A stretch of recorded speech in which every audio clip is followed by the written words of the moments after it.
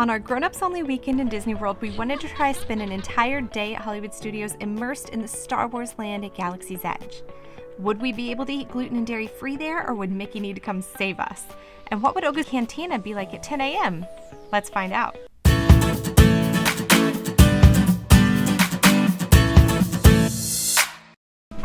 We're walking to Hollywood Studios.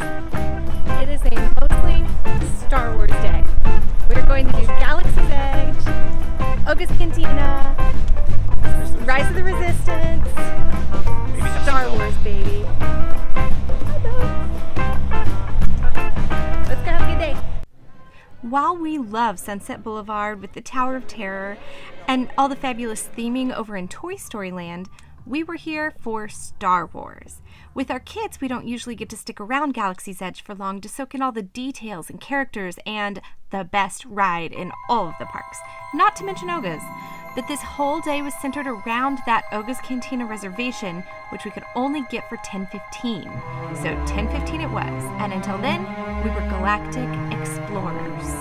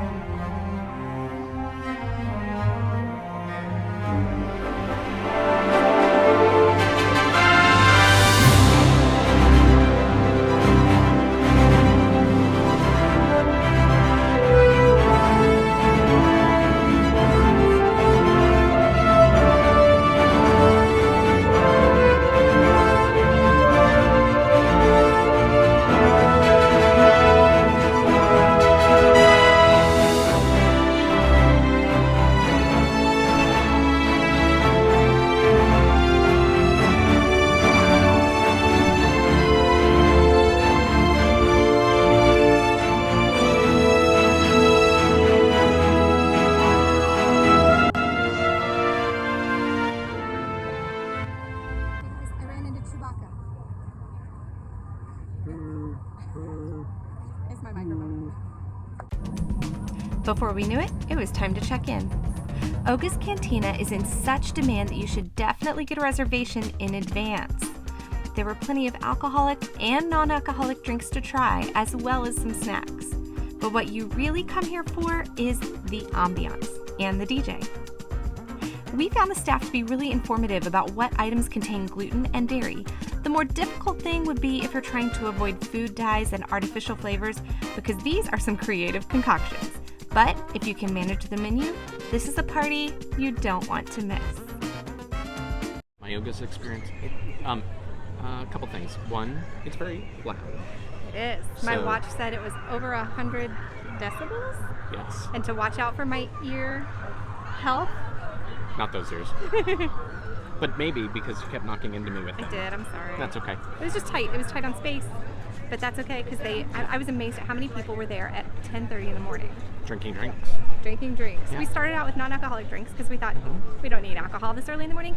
But then by the second round, we were like, maybe a little bit. And snacks. And snacks. I would say even though we were at a bar, I would say the highlight was the crunchy veggie chip snacks. The Batu Bits. Bites. Basically, it was like thick, crunchy, dried beets, dried sweet potatoes, carrots, string beans. It was gluten-free, which is great. It was dairy-free, which is great. It came with the black bean hummus dip with garlic. The garlic is alive and well on Batu. Oh, that's what that was. I thought it was a garlicky. pesto. Okay. It's hard to see. Yeah. The fact that she thinks it was black bean hummus and I think it's pesto explains it's a little hard to see. But the entertainment was kind of fun. There were just little bits here and there. The DJ at one time overloaded the power and it shut down, and all the barkeepers kept saying, "Okay, everybody, that's it, we're shutting down, get out," and it was just funny.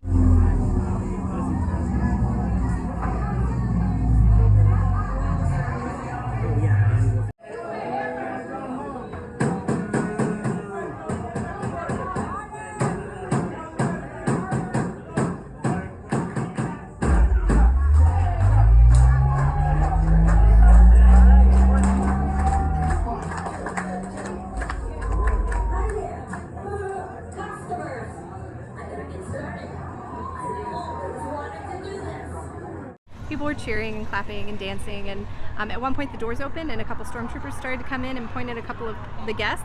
We're like, you better watch yourself. And then they left. It was just funny, extra little bits of experience.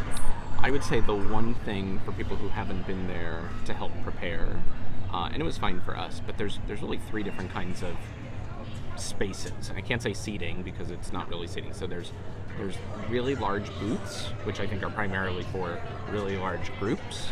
There are high tops, which is where your 1s and 2s and 3s stand around. They're a little cramped, to be honest. You share them with other people. 2, 3, 4 parties around one high top. High top of, it's in theory got like 8 spots, but it's more like 6, maybe. Snug 6. Yeah. And then there's actually the bar itself. So one of the things that, aside from where you're going to be more comfortable, right, because you can sit in the booths, but you have to stand at the high tops and stand at the bar, but there's also something about like where your eyes are directed. The experience. Right? The experience. It's very different between all of them because of what you're looking at as you're drinking, or who you're talking to, or are you talking to a bartender, or a server, a wait server. And we were at one of the high tops, and our server was great, had top-notch service, but we definitely saw more personality and interaction from some of the bartenders. I think if I went back, I would like to sit at that middle bar section. Yeah, that would be my preference as a couple. And they did have a lower section at the bar, so that I saw families that came in with kids that stood at that lower spot. It also is a good accessibility spot.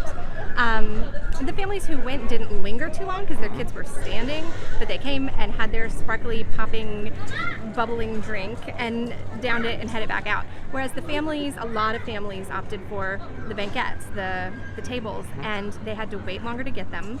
And then they kind of lingered longer, but there's supposed to be a 45-minute time limit, so you can't linger too long. And that's about how long we were there. Yeah, I don't know that we're going to take our kids. There's a lot of like food coloring and extra flavors and things that we try to avoid.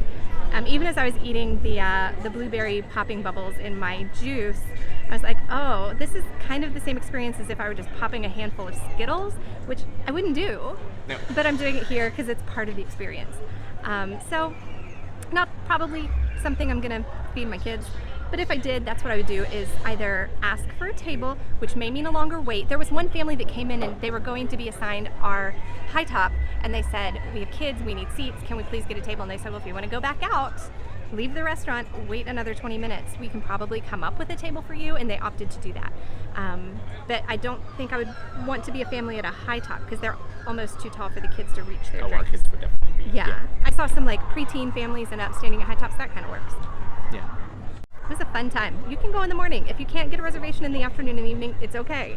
You will get a really full experience, jam-packed with people, at 10:30 a.m. And maybe you choose not to drink, or maybe you go ahead and get a drink that might taste like Robitussin.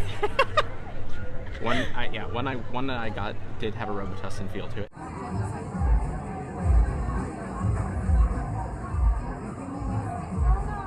This is what I take when I need like a decongestant. It's basically Diamond. No, it's Robitussin. Diamond Tap is delicious. Drink was $46. And I would say even the drink that I got, which was the coffee drink, was not. I'm still going to need to go to Starbucks to caffeinate. Yeah, it wasn't much coffee. It almost tasted like a cocktail. Yeah, there were a lot of flavors going on. Mine just tasted like juice. It was like a juice blend with some popping bubbles in it. But it was yummy, and it was refreshing, and honestly what I need before I go on Rise of the Resistance, because it's a little too much motion for me to be doing anything a little too iffy with my tummy. Yeah.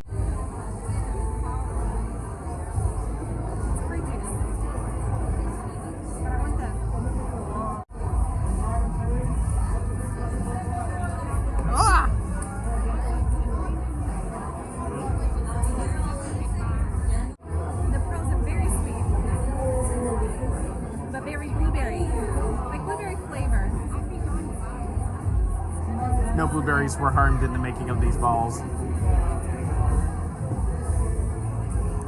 it's light. I could go through like a bunch of these very quickly. So want to go on Rise of the Resistance? Yeah. Let's go. Okay. Learn more about how we scored these Lightning Lane reservations for Rise with the help of the Boardwalk Concierge at this video here. Is everyone assembled?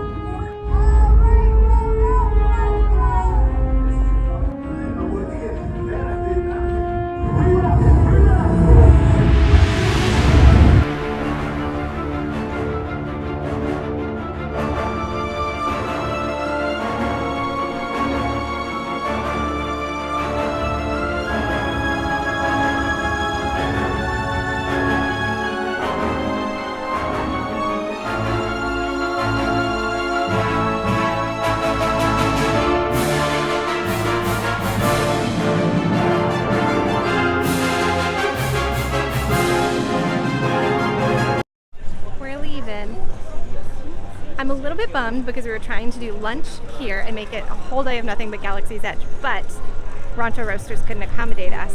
Their gluten-free pita has dairy. So we're heading out of Galaxy's Edge to go get some lunch. Thankfully, back on Hollywood Boulevard, we were not left empty-handed. Mickey, Minnie, and all their friends gave us a pretty unforgettable lunch to wrap up our weekend. With a hearty buffet at Hollywood and Vine, we were totally full for our flight back home.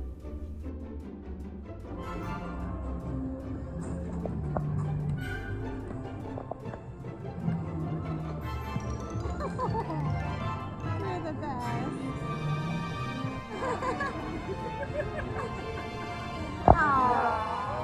So we made it out really successfully. Quite.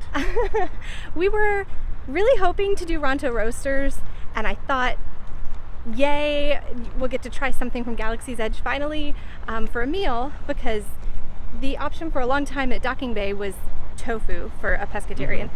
But they had a plant-based, mostly veggie wrap with the option of a gluten-free pita. And I was like, that's perfect, let's do it. But they called the chef to make sure, since it was double allergy. I almost ordered it on mobile order because I thought if it's already plant-based, all I have to do is make it gluten-free, and I know it hits both the allergens. And whenever I went to order, because our mobile order was having issues, so I went to order in person, and when I said 2 allergens, they called the chef, and the chef said, you can't have the gluten-free pita because it has dairy in it. I said, if it has dairy in it, then you shouldn't be advertising it as a plant-based item on your gluten-free menu. I didn't say this to him, but now I'm saying it's not a plant-based item on your menu anymore. Like, that shouldn't be listed. So I said, that's okay, we'll pass. He even said, if you want, we will just put the slaw in the dish for you without a base, and you can just eat it with a fork. And I thought, doesn't sound like a full meal. No, probably would have been fine. It probably would have been quite tasty. It probably would have tasted good, but a little weird.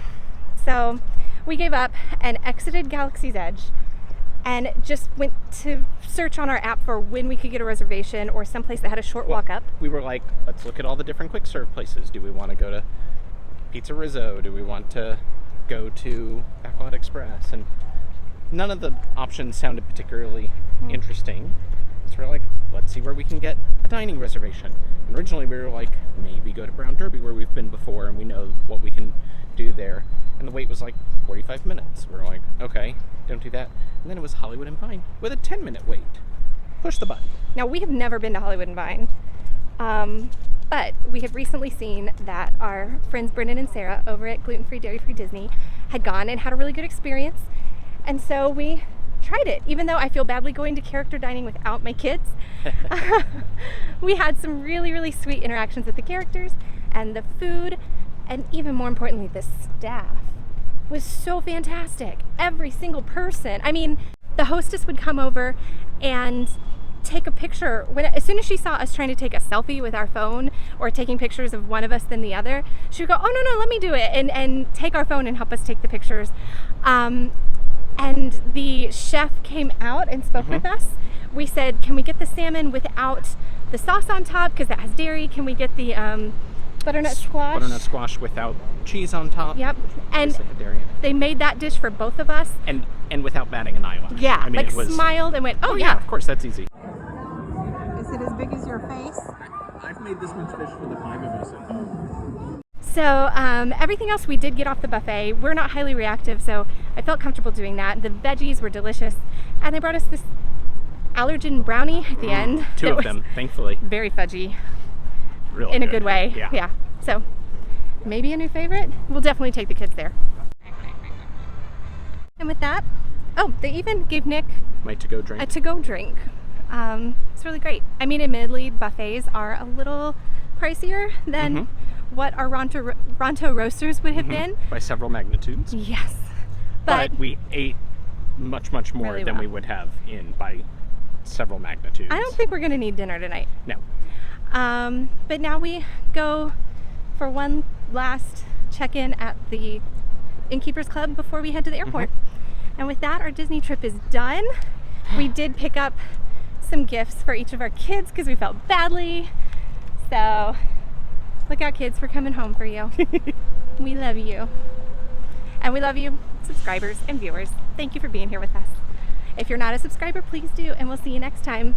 Bye. Bye, travelers.